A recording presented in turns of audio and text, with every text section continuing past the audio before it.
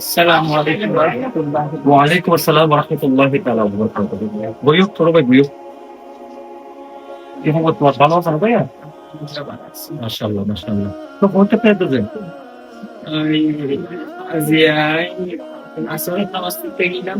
জি, জি, দিতাম বলে জি, তারা মধ্যে ইভেন আসলে জি, জি, মহরম মাস চলে আলহামদুলিল্লাহ। মহরম মাস শুরু হয়ে গেছে।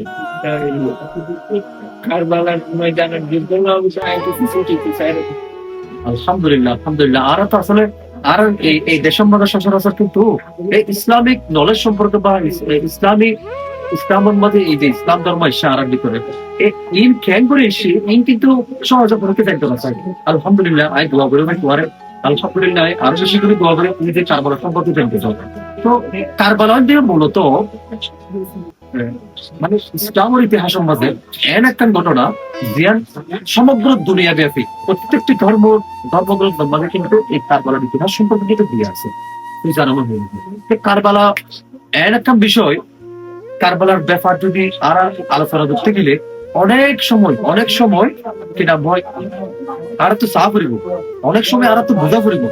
কারবালা মূলত আয় মনে করি দে আয় যতটুকু জানি কারবালার এই ময়দানের কারণে এতদিন পর্যন্ত ইসলাম পরিচালনা আছে, এতদিন পর্যন্ত কারবালা এই ময়দানের যুদ্ধ সংঘটিত হয়েছে।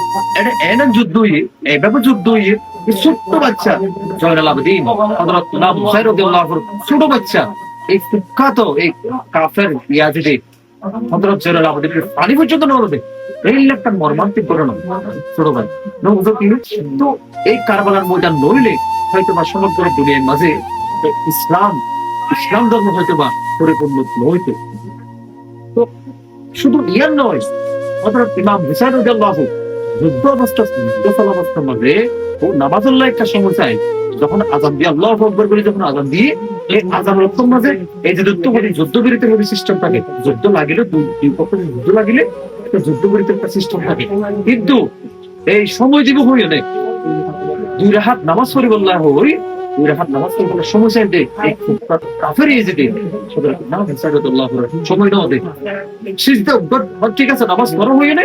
ওই শয়তান তো এই শয়তানে এই কুপরিচালনায় বুদ্ধির হারণে সিজদা দিয়ে দ্বিতীয় জায়গার ফতে এই শির মুবারক মানে আল্লাহ তো দেহত্ব আল্লাহ কি করে বলে বিকুব্বিত করে বলে আসলে ইন্নালিল্লাহি ওয়া ইন্না ইলাইহি রাজিউন।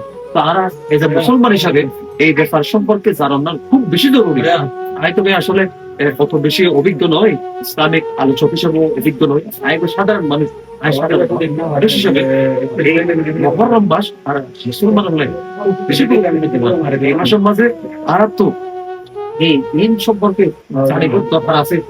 আমি বেশি ধন্যবাদ জানাই আর ভাই এসেও আপনি যাইতে চাই তাই হয়তো বা তোমার কবুল হয়ে গেছে বললে ভাই তাই যদি জানি ভাই এই জিনিসটা নিয়ে তবে এটা মুসলমান হিসাবে তুমিও মুসলমান না আমিও মুসলমান আর মুসলমান হিসাবে আমি মনে করি যে আর তো এই সম্পর্কে জানিবার বেশি জরুরি আছে।